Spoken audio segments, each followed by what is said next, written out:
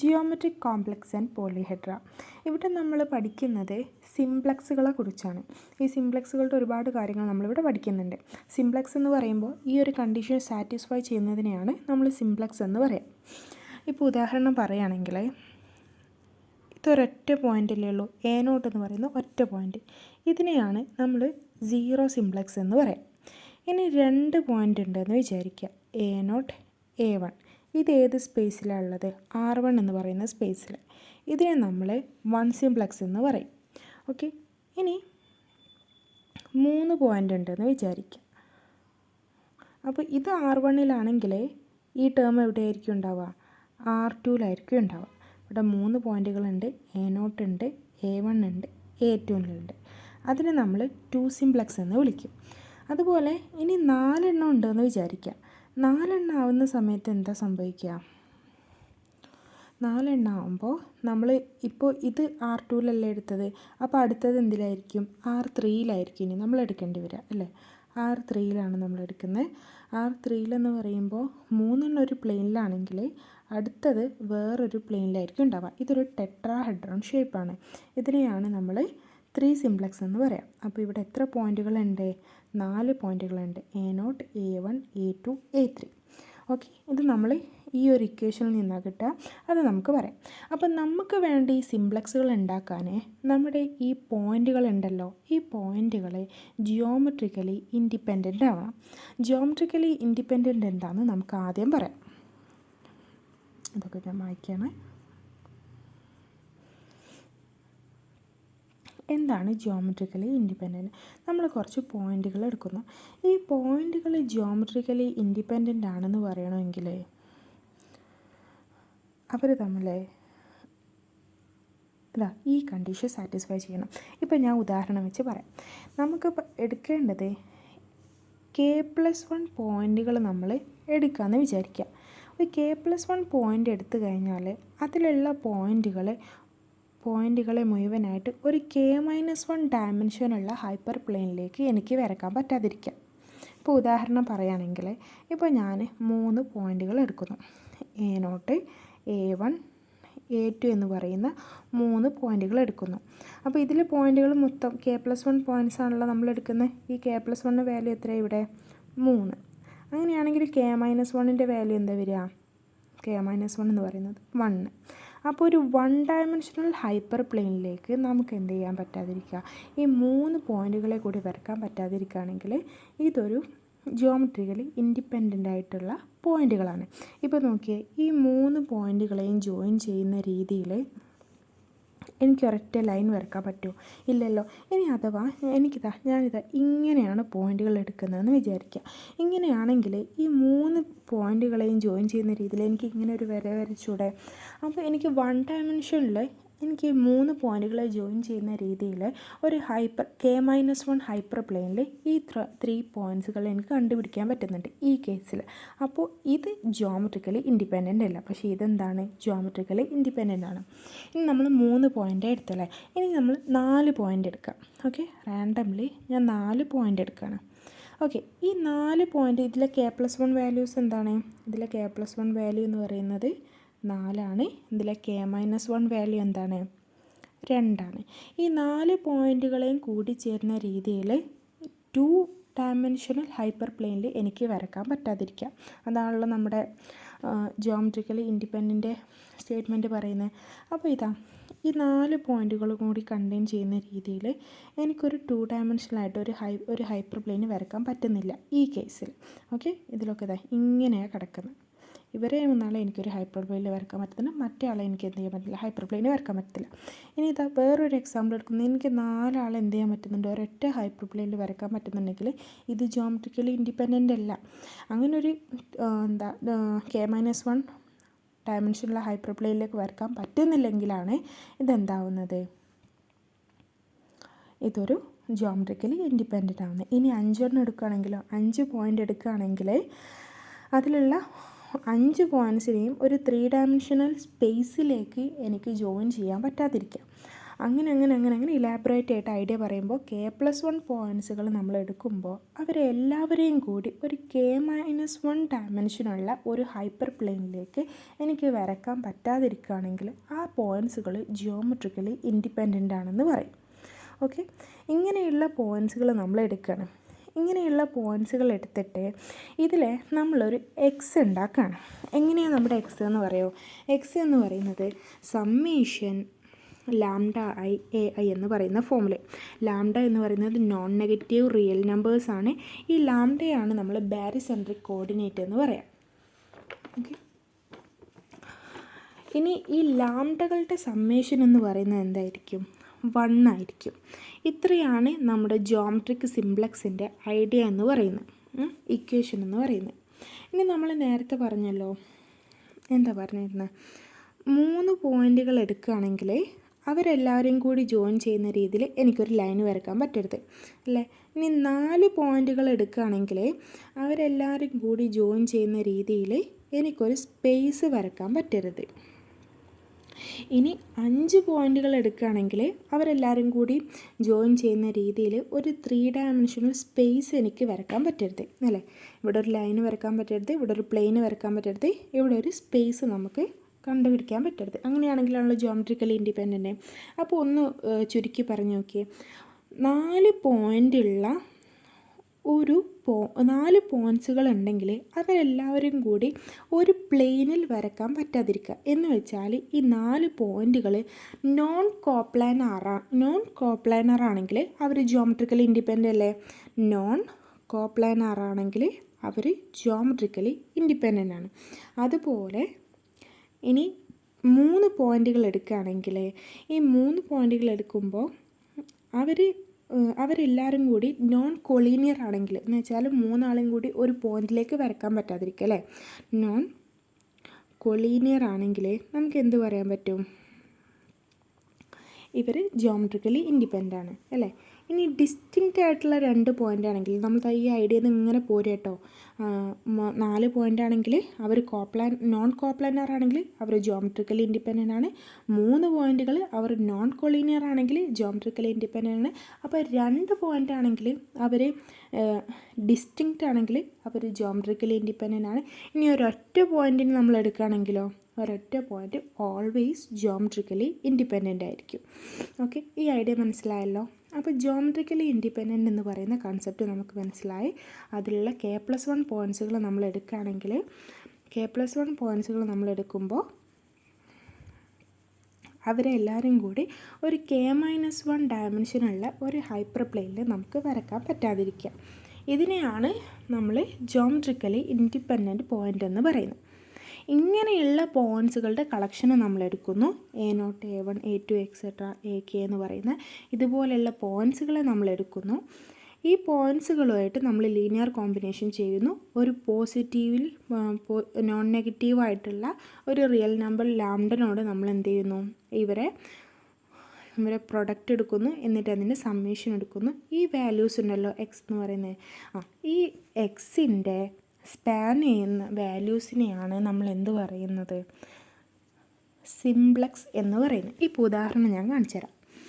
ഇപ്പം നമ്മൾ ആദ്യം എടുക്കുന്നത് 0 സിംപ്ലക്സ് ആണെന്ന് വിചാരിക്കുക. ഇതിനെങ്ങനെയാണ് ഡിനോട്ട് ചെയ്യുക? സിഗ്മ കെ എന്നാണ്.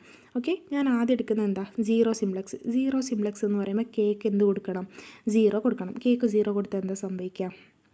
എക്സിൻ്റെ വാല്യൂ എന്ത് വരും? എക്സ് ഈക്വൽ ടു സമ്മേഷൻ, ഈ ഇക്വേഷനിലേക്ക് ഇട്ട് കൊടുക്കാം.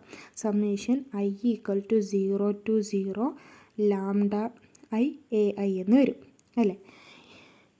0 0 അല്ല, അപ്പോൾ ഇത് മൊത്തം എന്തായി? ലാംഡ 0 A0 ആയി. സമ്മേഷൻ ലാംഡ i 1 ആണെങ്കിൽ ഈ ലാംഡ എന്താവും? 1 എന്ന് വരും. അപ്പോൾ ഇവിടെ എന്താവും? A0 എന്ന് പറയും. അപ്പോൾ നമ്മുടെ K0 എടുത്തപ്പോൾ നമ്മുടെ എക്സിൻ്റെ വാല്യൂ A0 മാത്രമാണെന്ന് കിട്ടിയല്ലോ. അപ്പോൾ സിഗ്മ 0 സിംപ്ലക്സിൽ ആകെ നമുക്ക് ഒരൊറ്റ പോയിൻ്റ് ഉള്ളൂ. അതേതാണ്? A0 എന്ന് പറയുന്ന പോയിൻ്റ്. ഓക്കെ, അത് മനസ്സിലായല്ലോ. ആകെ ഞാൻ വേറെ എഴുതി വെക്കാം. നമ്മുടെ സിഗ്മ 0 അല്ലെങ്കിൽ 0 സിംപ്ലക്സിൽ ആകെ ഒരു പോയിൻ്റ് ഉള്ളൂ, A0 എന്ന് പറയുന്നത്. ഓക്കെ, ഇനി നമ്മൾ വേറൊരു പോയിൻ്റ് എടുക്കാം. ഇനി കേക്ക് ഞാൻ വേറെ വാല്യൂ കൊടുക്കുകയാണ് 1 കൊടുക്കുക. 1 കൊടുക്കുമ്പോൾ എന്താ സംഭവിക്കുക? എന്താ ഇതിലേക്ക് 1 കൊടുക്കുക. അതിലേക്ക് 1 കൊടുക്കുമ്പോൾ കേൻ്റെ സ്ഥാനത്തൊക്കെ എന്ത് വരും? 1 എന്ന് വരും. x equal to summation i equal to 0 to 1 lambda i ai എന്ന് വരും അല്ലേ? അപ്പോൾ ആദ്യം 0 കൊടുക്കണം. Lambda 0 a0 plus lambda 1 a1 എന്ന് വരും. നമുക്കറിയാം സമ്മേഷൻ ലാംഡ i 1 ആണെന്ന് നമുക്കറിയാം അല്ലേ? എന്ന് വെച്ചാൽ ലാംഡ നോട്ട് പ്ലസ് ലാംഡ 1 എന്ന് പറയുന്നത് 1 ആണ്. ഇതിൽ ഞാൻ ലാംഡ 1ന് നമുക്ക് എങ്ങനെ എഴുതാം? 1 മൈനസ് ലാംഡ നോട്ട് എന്ന് എഴുതാം. അപ്പോൾ ഇവിടെ ഈ ലാംഡ 1ന് പകരം 1 മൈനസ് ലാംഡ നോട്ട് നമുക്ക് എഴുതി കൂടെ? Okay, 1 minus lambda naught into a1 എന്ന് എഴുതാം. ഇപ്പോൾ നോക്കിയേ, x equal to lambda naught a naught plus 1 minus lambda naught into a1 എന്ന് നിന്നു. ഇതെന്തിൻ്റെ ഇക്വേഷനാണ്? ഇത് ട്രയാങ്കിളിൻ്റെ ഇക്വേഷൻ അല്ലേ?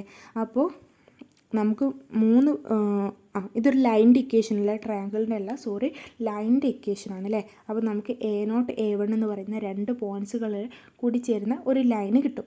ഇനി കേൻ്റെ വാല്യൂ 2 ഇട്ട് കൊടുത്താൽ നമുക്ക് ട്രയാങ്കിളിൻ്റെ ഇക്വേഷൻ കിട്ടും. 3 ഇട്ട് കൊടുത്തു കഴിഞ്ഞാൽ നമുക്ക് ടെട്രാഹെഡ്രൻ്റെ ഇക്വേഷൻ കിട്ടും.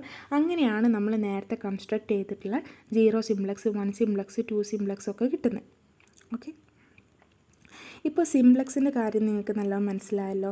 ഇതിൽ നമ്മുടെ ഈ ലാംഡ ഉണ്ടല്ലോ, ഈ കാണുന്ന ലാംഡയാണ് നമ്മൾ ബേരിസെൻട്രിക് കോർഡിനേറ്റ് എന്ന് പറയാം. ഓക്കെ, ലാംഡയാണ് നമ്മൾ ബേരിസെൻട്രിക് കോർഡിനേറ്റ് എന്ന് പറയാം. ഇനി ഇതിലുള്ള കൺസെപ്റ്റ് എന്താണെന്നറിയോ? ഓപ്പൺ സിംപ്ലക്സും ക്ലോസ്ഡ് സിംപ്ലക്സും. ഇപ്പോൾ നമ്മൾ കുറച്ച് സിംപ്ലക്സുകൾ പറഞ്ഞു അല്ലേ? സിംപ്ലക്സുകൾ ഏതൊക്കെയാണ് നമ്മൾ പറഞ്ഞേ? നമ്മൾ പറഞ്ഞു ഇത് ഒറ്റ പോയിൻ്റ് മാത്രമുള്ളത് 0 സിംപ്ലക്സ് ആണ്. a നോട്ട് a1 എന്ന് പറയുന്ന 2 പോയിൻ്റ് ഉണ്ടെങ്കിൽ അതെന്താണ്? 1 സിംപ്ലക്സ് ആണ്. a നോട്ട് a1 a2 ഇതാണെങ്കിലോ a നോട്ട് a1 a2 ഇതൊരു 2 സിംപ്ലക്സ് ആണ്, ഒരു ടെട്രാഹെഡ്രൺ ഷേപ്പ്. ഇത് a naught a1 a2 a2 a3 ഇതെന്താണ്? ഒരു 3 സിംപ്ലക്സ് ആണ്. ഓക്കെ, ഇനി നമ്മൾ ടെട്രാഹെഡ്രൺ വെച്ച് തന്നെ ഞാൻ പറഞ്ഞുതരാം. ടെട്രാഹെഡ്രൺ ഒന്നുകൂടി ക്ലിയർ ആവാൻ വേണ്ടി നമുക്കൊന്നും കൂടി എളുപ്പമുള്ള ചിത്രം വരയ്ക്കാം.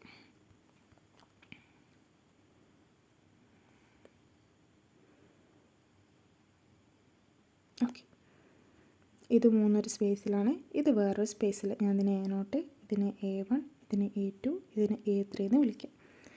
ഇനി ഓപ്പൺ സിംപ്ലക്സും ഉണ്ട്, ക്ലോസ്ഡ് സിംപ്ലക്സും ഉണ്ട്. ഓപ്പൺ സിംപ്ലക്സ് എന്ന് പറയുമ്പോൾ ഇതിൻ്റെ ഉള്ളിലുള്ള ഭാഗങ്ങൾ മാത്രം വരിക. ഇപ്പോൾ ഇതിൽ 4 ട്രയാങ്കിൾ ഉണ്ടാവും അല്ലേ? 1 2 3 4. ഓക്കെ, ഈ 3 സൈഡിലെ ട്രയാങ്കിളും 1 അടിയിലെ ട്രയാങ്കിളും. ഈ അടിയിലെ ട്രയാങ്കിൾ ഓക്കെ, ഇതിൻ്റെ ഉൾവശം മാത്രം വരിക. ഈ ബ്ലാക്ക് ഇല്ലാതെ, ഈ ബ്ലാക്ക് ആയിട്ടുള്ള ഈ ബൗണ്ടറി ഇല്ലാതെ ഇതിൻ്റെ ഉൾവശം മാത്രം ഒന്ന് ആലോചിച്ച് നോക്കി. ഇതിനെയാണ് നമ്മൾ ഓപ്പൺ സിംപ്ലക്സ് എന്ന് പറയാം. അപ്പോൾ ഈ കേസിലേക്ക് വരുമ്പോൾ അതാ ഇതിൻ്റെ ഉൾവശം മാത്രം ഉണ്ടാവും, ഒരൊറ്റ ട്രയാങ്കിൾ. ഇവിടെ വരുമ്പോൾ ഈ 2 സൈഡ് ഇല്ലാതെ ഈ 2 പോയിൻറ്റുകൾ മാത്രം വരും അല്ലേ? ഓക്കെ, ഇനി ക്ലോസ്ഡ് ആണെന്ന് പറയുമ്പോൾ, ക്ലോസ്ഡ് സിംപ്ലക്സ് എന്ന് പറയുമ്പോൾ അതും അതിൻ്റെ ഇൻറ്റീരിയറും ബൗണ്ടറിയും എല്ലാം കൂടി വരും. ഇപ്പോൾ ക്ലോസ്ഡ് ആകുമ്പോൾ ഇത് മുഴുവനായിട്ട് വരും, ഇത് മുഴുവനായിട്ട് വരും, ഇത് മുഴുവനായിട്ട് വരും. ഓപ്പൺ ആകുമ്പോൾ അതിൻ്റെ ഉള്ളിലുള്ളത് മാത്രം. ഇനി നമുക്ക് പഠിക്കാനുള്ള കൺസെപ്റ്റ് എന്ന് പറയുന്നത് എന്താണ് ഫേസ് എന്നുള്ളതാണ്. ഫേസ് എന്ന് പറയുമ്പോൾ നമ്മുടെ സിംപ്ലക്സ് തന്നെയാണ് ഫേസുകൾ. ഓരോന്നിലും അടങ്ങിയിട്ടുള്ള ഫേസുകൾ ഓരോന്നിലും അടങ്ങിയിട്ടുള്ള സിംപ്ലക്സുകളെയാണ് നമ്മളതിൻ്റെ ഫേസ് എന്ന് പറയാം. ഇപ്പം ഞാനിതാ ഇങ്ങനെ എടുക്കാമെന്ന് വിചാരിക്കാം. a naught a1 a2 ഇതിലടങ്ങിയിട്ടുള്ള face എന്ന് പറയുമ്പോൾ ഇതിൽ നമുക്കറിയാം 2 സിംപ്ലക്സ് ഉണ്ട് അല്ലേ? ഇതിൽ 2 സിംപ്ലക്സ് ഏതാണ്? ഇതിൽ 2 സിംപ്ലക്സ് എന്ന് പറയുന്നത് a നോട്ട് a1 a2 ആണ് ഇതിലുള്ള. ഇനി ഇതിൽ 0 സിംപ്ലക്സ് ഉണ്ടോ? ഉണ്ട്. 0 സിംപ്ലക്സ് ഏതൊക്കെയാണ് ഇതിലുള്ളത്? ഇതിലുള്ള 0 സിംപ്ലക്സുകളാണ് a1 a2 a3 ഈ 3 പോയിൻറ്റുകൾ ഇതിലുള്ള സിംപ്ലക്സുകളാണ്. അപ്പോൾ ഇതെല്ലാം നമ്മൾ എഴുതിയിട്ടുള്ള ഇതെല്ലാം എന്താണ്? ഇതിൻ്റെ ഫേസസ് ആണ്. ഒരു ഫേസ് എന്ന് പറയുന്നത് എന്താണ്? അതിലുള്ള എല്ലാ വേർട്ടെക്സുകളുമാണ്. ഇപ്പോൾ നമ്മൾ പറഞ്ഞു ഈ ഒരു ഗ്രാഫിൽ എടുക്കുകയാണെങ്കിൽ ഇതിൽ സിഗ്മ 2 ഉണ്ട്, സിഗ്മ 1 ഉണ്ട്, സിഗ്മ 0 ഉണ്ട്. ഈ സിഗ്മകളൊക്കെ ഇതിൻ്റെ ഫേസസ് ആയിട്ടാണ് നമ്മൾ എടുക്കുക. ഇനി പ്രോപ്പറായിട്ടുള്ള ഫേസ് എന്ന് പറയുമ്പോൾ ഇതിലിപ്പോൾ പ്രോപ്പറായിട്ടുള്ള ഫേസുകൾ എന്ന് പറയുന്നത് ഇതിൻ്റെ സിഗ്മ 2 അല്ലാത്തതൊക്കെ ഇതിൻ്റെ പ്രോപ്പർ ഫേസാണ്. ഇതിൽ സിഗ്മ 2കളല്ലാത്തതെന്ന് പറയുമ്പോൾ സിഗ്മ 1ഉം സിഗ്മ 0യും ഒക്കെ എന്താണ്? ഇതിൻ്റെ പ്രോപ്പർ ഫേസാണ്. ഇതിൽ അടങ്ങിയിട്ടുള്ളത് ഇപ്പോൾ ഇതിൽ സിഗ്മ 2 ഉണ്ട്, സിഗ്മ 2 ഒഴിവാക്കിയിട്ടുള്ള ബാക്കിയുള്ള ഫേസസ് ഏതൊക്കെയാണുള്ളത്? ഇതൊരു ഫേസാണ്, ഇതൊരു ഫേസാണ്, ഇതൊരു ഫേസാണ്. നമ്മൾ നമ്പർ ഇട്ട് ഡിനോട്ട് ചെയ്യുകയാണെങ്കിൽ ആദ്യം ഇതിലുള്ള ഫേസ് എന്ന് പറയുന്നത് A0 A1 A2 എന്ന് പറയുന്ന ഫേസ് ഉണ്ടായിരുന്നു അല്ലേ. പിന്നെ A0 A1 എന്ന് പറയുന്ന ഫേസ് ഉണ്ടായിരുന്നു, A1 A2 എന്ന് പറയുന്ന ഫേസ് ഉണ്ടായിരുന്നു, A0 A2 എന്ന് പറയുന്ന ഫേസ് ഉണ്ടായിരുന്നു. പിന്നെ 3 0 സിംപ്ലക്സുകൾ A0 A1 A2. ഇതിലെ പ്രോപ്പർ ഫേസ് എന്ന് പറയുന്നത് ഇതിലുള്ള ഈ ഒരു സിംപ്ലക്സ് ഒഴിവാക്കിയിട്ടുള്ളത്. ഇതിനെയാണ് നമ്മൾ എന്ത് പറയുക? പ്രോപ്പർ ഫേസസ് എന്ന് പറയാം. ഇതിപ്പോൾ സിഗ്മ 2 ആണ്. ഈ സിഗ്മ 2ൽ 2 സിംപ്ലക്സ് ഒഴിവാക്കിയിട്ടുള്ള ഫേസിനെയാണ് നമ്മൾ പ്രോപ്പർ ഫേസ് എന്ന് പറയാം. ഇപ്പോൾ ഫേസിനെ കുറിച്ചുള്ള ഒരു ഐഡിയ നമുക്കായി. ഇനി നമുക്ക് എന്താ പറയാനുള്ളത്? ഇനി നമുക്ക് പറയാനുള്ളത് പ്രോപ്പർലി ജോയിൻഡ് എന്ന് പറയുന്നത് എന്താണെന്നാണ്. പ്രോപ്പർലി ജോയിൻഡ് എന്ന് പറയുമ്പോൾ നമ്മൾ 2 സിംപ്ലക്സ് എടുക്കാം. ഈ 2 സിംപ്ലക്സുകൾ തമ്മിൽ ഓവർലാപ്പ് ചെയ്യാതെ കിടക്കുകയാണെങ്കിൽ അതിന് നമ്മൾ എന്ത് പറയും? പ്രോപ്പർലി ജോയിൻഡ് എന്ന് പറയും. ഇപ്പോൾ നോക്കിയേ, ഈ ഒരു ഗ്രാഫിൽ 3 സിംപ്ലക്സുകളുണ്ട് അല്ലേ. ഏതൊക്കെയാണ് 3 സിംപ്ലക്സുകൾ? ഇതൊരു സിംപ്ലക്സാണ്. ഇനി ഇത് വേറൊരു സിംപ്ലക്സാണ്. ഇതോ വേറൊരു സിംപ്ലക്സാണ്.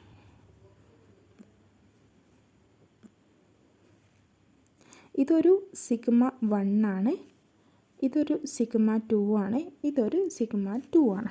ഓക്കെ, ഇവരെല്ലാവരും കൂടി ഞാൻ എന്ത് ചെയ്യുന്നു? ഒരൊറ്റ ഗ്രാഫായിട്ട് വരയ്ക്കുന്നു. ഈ ഗ്രാഫുകൾ ഇങ്ങനെ കൂടിയിട്ട് ഒറ്റൊരു ഫാമിലി ആയിട്ട് വരയ്ക്കുന്നതിനെയാണ് നമ്മൾ ജിയോമെട്രിക് കോംപ്ലക്സ് എന്ന് പറയും. ഓക്കെ, ഒരുപാട് ഫൈനൈറ്റ് ആയിട്ടുള്ള ജിയോമെട്രിക് സിംപ്ലക്സുകളെ നമ്മളിങ്ങനെ പ്രോപ്പർലി ജോയിൻ ചെയ്ത് വരയ്ക്കുന്നതിനെയാണ് നമ്മൾ ജിയോമെട്രിക് സിംപ്ലക്സ് എന്ന് പറയുക. പ്രോപ്പർലി ജോയിൻഡ് എന്ന് പറഞ്ഞാൽ ഞാൻ പറഞ്ഞു 2 സിംപ്ലക്സുകൾ എടുക്കുകയാണെങ്കിൽ അവർ തമ്മിൽ ഓവർലാപ്പ് ചെയ്യാതെ വരയ്ക്കുക. ഇപ്പോൾ ഈ 3 ഫിഗേഴ്സ് നമ്മളെടുത്തു, ഈ 3 ഫിഗേഴ്സും തമ്മിൽ ഓവർലാപ്പ് ചെയ്യുന്നുണ്ടോ? ഇല്ല. ഇപ്പോൾ ഈ 2 സിംപ്ലക്സുകൾ തമ്മിൽ ജോയിൻ ചെയ്യുന്ന പോയിൻ്റ് എന്ന് പറയുന്നത് ഈ ഒരു പോയിൻ്റാണ്. ഈ ഒരു പോയിൻ്റ് എന്ന് പറയുന്നത് എന്താ? ഇതിൻ്റെയും ഒരു ഫേസാണ്, ഇതിൻ്റെയും ഒരു ഫേസാണ് അല്ലേ. എങ്ങനെയാണ് ഫേസ് വരുന്നത്? നമ്മുടെ ഈ സിഗ്മ 1ൻ്റെ ഫേസ് ഏതൊക്കെയാണ് വരിക? അതിൻ്റെ ഫേസ് എന്ന് പറയുമ്പോൾ ഈ പോയിൻ്റ് ഉണ്ടാവും അല്ലേ. നമുക്ക് ഇതിനൊക്കെ പേര് കൊടുക്കാം. A1 A2 A3 A4 A5 എന്ന് കൊടുക്കാം. ഇതിൻ്റെ ഫേസുകൾ ഏതൊക്കെയാണ് വരിക? അതിൻ്റെ ഫേസ് എന്ന് പറയുന്നത് ഈ ലൈൻ്റെ താട്ട നമ്മൾ ആദ്യം നോക്കുന്നത്. അതിൻ്റെ ഫേസ് എന്ന് പറയുമ്പോൾ A1 എന്ന് പറയുന്നത് അതിൻ്റെ ഫേസാണ്, A2 എന്ന് പറയുന്നത് അതിൻ്റെ ഫേസാണ്, പിന്നെ A2 A1 എന്ന് പറയുന്നത് അതിൻ്റെ ഫേസാണ്. അതേപോലെ ഈ ട്രയാങ്കിളിൻ്റെ എടുക്കാം. അതിൻ്റെ ഫേസസ് ഏതൊക്കെയാണ് വരുന്നത്? അതിൻ്റെ ഫേസസ് എന്ന് പറയുമ്പോൾ A1 വരുന്നുണ്ട്. A1 ഉണ്ടോ? ഇല്ല, A1 ഇല്ല, A1 അല്ല, A4 വരുന്നുണ്ട്, A2 A3, A4 A2 A3, പിന്നെ A4 A2 ഉണ്ട്, A4 A3 ഉണ്ട്, A2 A3 ഉണ്ട് അല്ലേ. ഇത്രയും ഫേസസ് ഈ ഒരൊറ്റ ട്രയാങ്കിളിനുണ്ട്. ഇനി നോക്ക്, ഇവർ 2 പേരും ജോയിൻ ചെയ്ത് എവിടെയാണ്? ഇവരുടെ 2 പേരുടെയും കോമൺ ഫേസിലാണ് ഇത് ജോയിൻ ചെയ്ത് കിടക്കുന്നത്.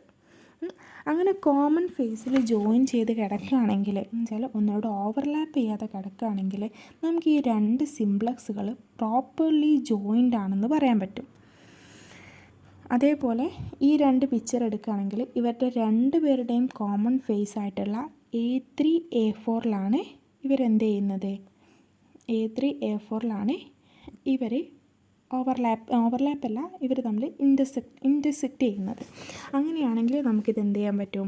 ഇവർ പ്രോപ്പർലി ജോയിൻ്റ് ആണെന്ന് പറയാൻ പറ്റും. ഇനി ഇവർ തമ്മിൽ യാതൊരു കണക്ഷൻ ഇല്ലെങ്കിലും നമുക്ക് എന്ത് പറയാൻ പറ്റും? പ്രോപ്പർലി ജോയിൻ്റ് ആണെന്ന് പറയാൻ പറ്റും.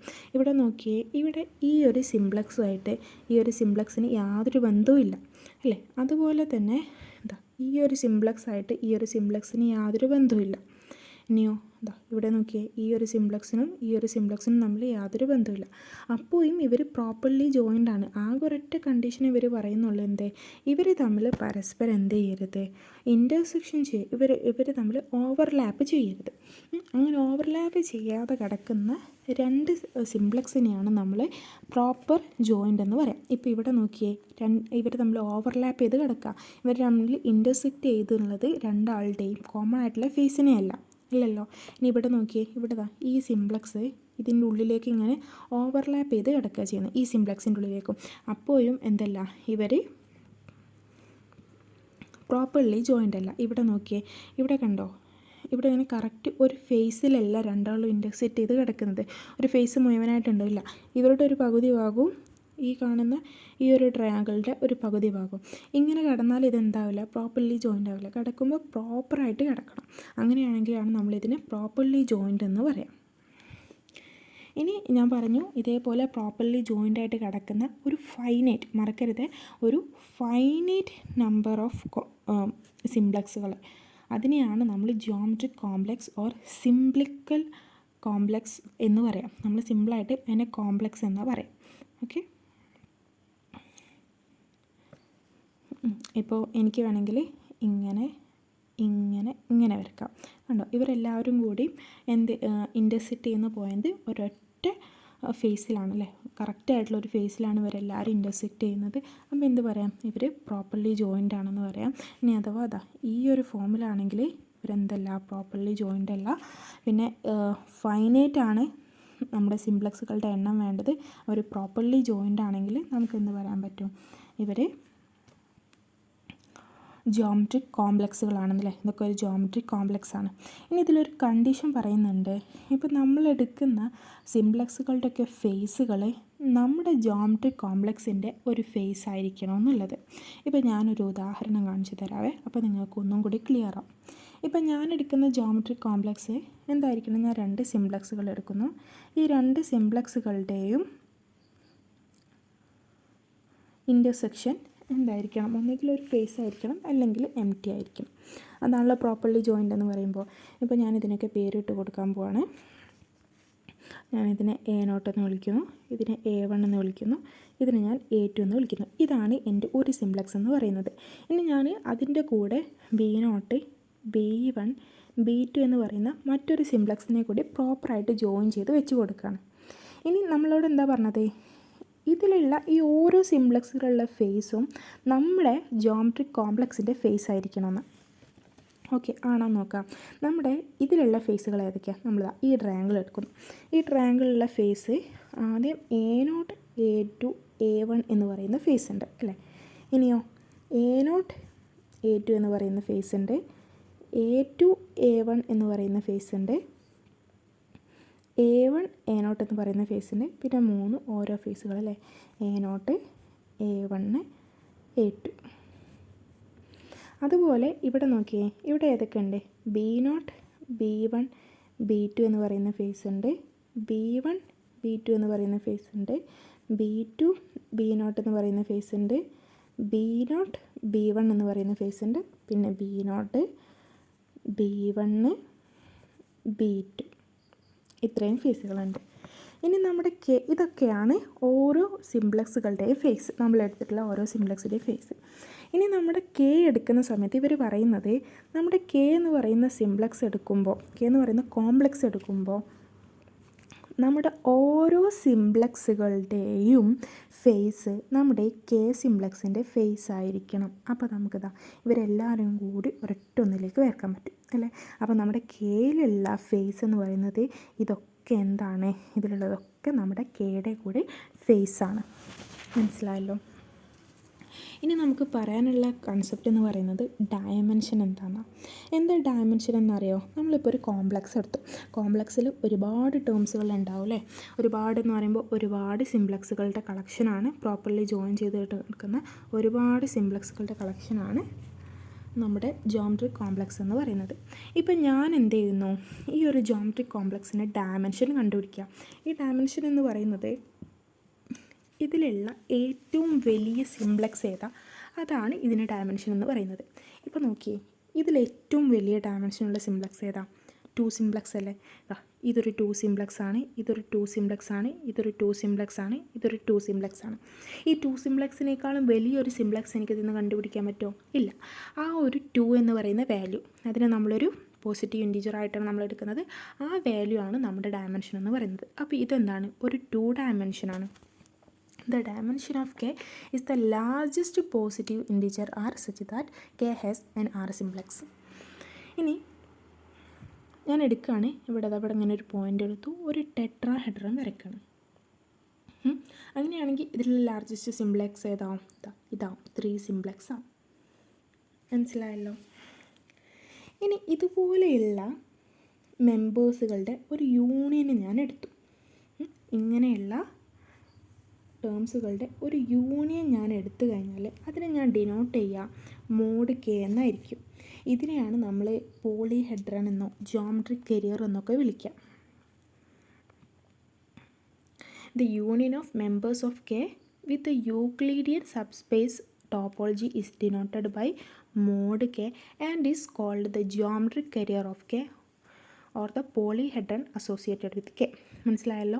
നമ്മുടെ ഈ കെയിലുള്ള മെമ്പേഴ്സ്, നമ്മുടെ ഈ കെയിൽ ആരൊക്കെയുണ്ട്? ഒരുപാട് സിംപ്ലക്സുകളുണ്ട്. ആ മെമ്പേഴ്സുകളുടെ ഒക്കെ യൂണിയൻ നമ്മൾ എടുക്കുന്നു. ആ യൂണിയനെ നമ്മൾ ഡിനോട്ട് ചെയ്യുന്നത് മോഡ് കെ. അതിലാരൊക്കെ ഉണ്ടാവും നിങ്ങൾക്കറിയാലോ? ഒരുപാട് സിംപ്ലക്സുകളുണ്ടാവും. ആ സിംപ്ലക്സുകളുടെ ഒക്കെ യൂണിയൻ നമ്മൾ എടുക്കുന്നു. ആ യൂണിയനെ നമ്മൾ മോഡ് കെ എന്ന് വിളിക്കുന്നു. ഇതിനെയാണ് നമ്മൾ ജോമെട്രിക് കരിയർ ഓഫ് കെ എന്ന് വിളിക്കുന്നത്, അല്ലെങ്കിൽ പോളിഹെഡ്രൺ അസോസിയേറ്റഡ് വിത്ത് കെ എന്ന് വിളിക്കുന്നത്. ഇനി നമുക്ക് പഠിക്കാനുള്ളത് എന്താണ് ക്ലോഷർ എന്നുള്ളതാണ്. ക്ലോഷർ എന്ന് പറയുമ്പോൾ smallest complex consisting of sigma കെനെയാണ് നമ്മൾ കോംപ്ലക്സ് എന്ന് പറയും, ക്ലോഷർ എന്ന് പറയും. ഞാനൊരു ഉദാഹരണം പറഞ്ഞുതരാം.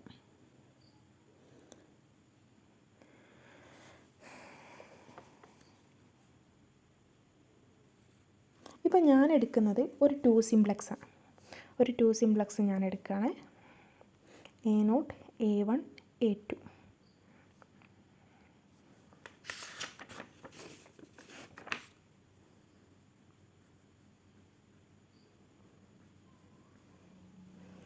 ഇതിൻ്റെ ക്ലോഷർ ഓഫ് സിഗ്മ 2 എന്ന് പറയുന്നത് എന്താ? ഇതിലുള്ള എല്ലാ ഫേസസും ഇതിൻ്റെ ഫേസസ് ആയിട്ട് വരും. The complex consisting of sigma k and all its faces. Sigma കെയും അതിലുള്ള എല്ലാ ഫേസസും ഇൻക്ലൂഡ് ചെയ്യുന്നതിനാണ് നമ്മൾ ഈ ക്ലോഷർ എന്ന് പറയാം. ഇപ്പോൾ ഇവിടെ നോക്കിയേ, ഇവിടെ ആവുമ്പോൾ A0 A1 A2 എന്ന് പറയുന്ന ഫേസ് ഉണ്ടല്ലോ. അതേപോലെ A0 A1 എന്ന് പറയുന്ന ഫേസ് ഉണ്ട്. ഇനി A0 A2 എന്ന് പറയുന്ന ഫേസ് ഉണ്ട്. A1 A2 എന്ന് പറയുന്ന ഫേസ് ഉണ്ട്. പിന്നെ A1 A2 A3 എന്ന് പറയുന്ന ഫേസ് ഉണ്ട്. ഈ ഫേസുകളൊക്കെയുള്ള കളക്ഷൻ, ഇതിനെയാണ് നമ്മൾ ക്ലോഷർ ഓഫ് സിഗ്മ 2 എന്ന് പറയുന്നത്. എന്ന് വെച്ചാൽ ഇതിലുള്ള സിഗ്മ കെയും അതിലുള്ള എല്ലാ ഫേസസും ഇതിലുണ്ടാവാം. ഇതിനെ നമ്മൾ ക്ലോഷർ, സിമ്പിളായിട്ട് പറഞ്ഞാൽ എന്താ, അതിന് മുഴുവനായിട്ട് അടങ്ങാം. ഇതിനെയാണ് നമ്മൾ ക്ലോഷർ എന്ന് പറയാം, അല്ലേ? ആ ക്ലോഷറിൽ അവരും ഉണ്ടാവും, അവരുടെ ഉള്ളിലുള്ള എല്ലാവരും ഉണ്ടാവും. അതിനെയാണ് നമ്മൾ എന്ത് പറയുക? ക്ലോഷർ എന്ന് പറയാം. ഇനിയിപ്പോൾ ഒരു ലൈൻ എടുക്കുകയാണെങ്കിലോ, ഒരു ലൈൻ എടുക്കുകയാണെങ്കിൽ A0 A1, ഇതിൻ്റെ ക്ലോഷർ എന്തായിരിക്കും? ക്ലോഷർ ഓഫ് സിഗ്മ 1 എന്ന് പറയുമ്പോൾ ഇതിലാരൊക്കെ ഉണ്ടായിരിക്കും? നമ്മുടെ സിഗ്മ കെ ഉണ്ടായിരിക്കും, അതിലുള്ള എല്ലാ ഫേസസും ഉണ്ടായിരിക്കും. സിഗ്മ കെ എന്ന് പറയുമ്പോൾ A0 A1 അതിലുണ്ടായിരിക്കും, A0 അതിലുണ്ടായിരിക്കും, A1 അതിലുണ്ടായിരിക്കും, അല്ലേ? അപ്പോൾ ഇതിനെയാണ് നമ്മൾ ക്ലോഷർ ഓഫ് കെ സിംപ്ലക്സ് എന്ന് പറയാം. മനസ്സിലായല്ലോ? ക്ലോഷർ എന്ന് പറയുമ്പോൾ അതിലുള്ള സിഗ്മ കെയും അതിലുണ്ടാവും, എല്ലാ ഫേസസും അതിലുണ്ടായിരിക്കും. ഡെഫിനിഷനിലേക്ക് പറയുമ്പോൾ സിഗ്മ കെ എന്ന് പറയുന്നത് ക്ലോഷർ ഓഫ് സിഗ്മ കെ എന്ന് പറയുന്നത് സിഗ്മ കെ കണ്ടെയ്ൻ ചെയ്യുന്ന ഏറ്റവും സ്മോളസ്റ്റ് കോംപ്ലക്സിനെയാണ് നമ്മൾ എന്ത് പറയുക? ക്ലോഷർ എന്ന് പറയാം. സിഗ്മ കെ കൺസിസ്റ്റ് ചെയ്യുന്ന ഏറ്റവും സ്മോളസ്റ്റ് കോംപ്ലക്സ്.